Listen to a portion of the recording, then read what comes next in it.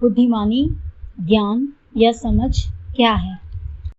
आइए अब इस समझ को समझते हैं, या जिसे बुद्धिमान होना कहा जाता है, उसे समझने का प्रयास करते हैं। आशा है कि आप आज से पहले शायद ही इस समझ को इस प्रकार से समझ पाए होंगे, और इसे जानने के बाद निश्चित ही आपके जीवन में कई प्रकार के अच्छे परिवर्तन आएंगे।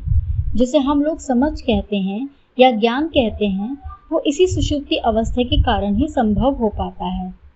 अर्थात इसी याददाश्त के कारण ही हम ये जान पाते हैं कि भविष्य में किस विषय के संपर्क में आने से हमें सुख अथवा दुख होगा। विषयों के संपर्क और उनसे होने वाले सुख अथवा दुख में संबंध याद कर पाते हैं। ये संबंध याद रख पाने को ही समझ या ज्ञान कहते हैं। सारी समझ या सारा ज्ञान इसी बात के लिए होता है कि किससे हम सुखी अथवा दुखी होते हैं। हमारे सारे ज्ञान का तीर इसी सुख अथवा दुख की ओर ही होता है। इस बात को आप अपने अंदर जब समझने का प्रयास करेंगे तो वास्तव में आप क्या करेंगे? आइए इस समझ को ही समझने का प्रयास करते हैं।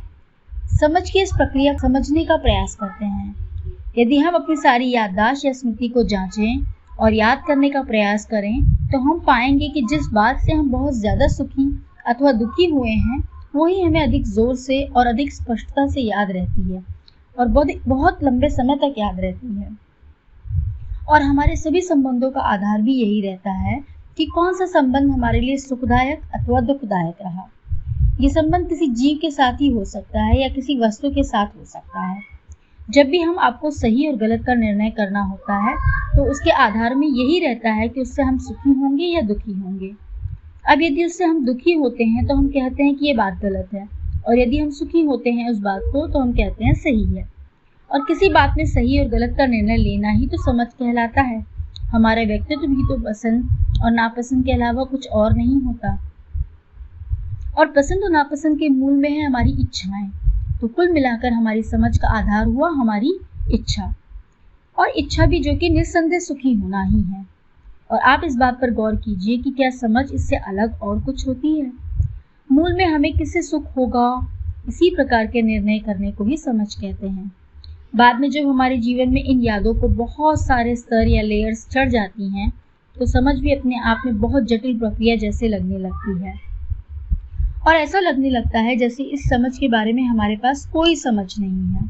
और यदि कोई हमसे पूछे कि ये समझ क्या होती है, तो हम लोग कोई संतुष्टि कारक उत्तर नहीं दे सकते। मतलब समझ के बारे में हम कितने नासमझ हैं, हमें ऐसा लगने लगता है।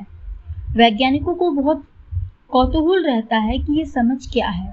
वे इससे कोई बहुत जटिल प्रक्रिया जैसा कुछ बताते रहते हैं, लेकिन अब तो आप समझ चुके होंगे, और केवल समझ ही नहीं चुके होंगे बल्कि अपने अंदर निश्चित भी कर चुके होंगे कि ऐसा ही है।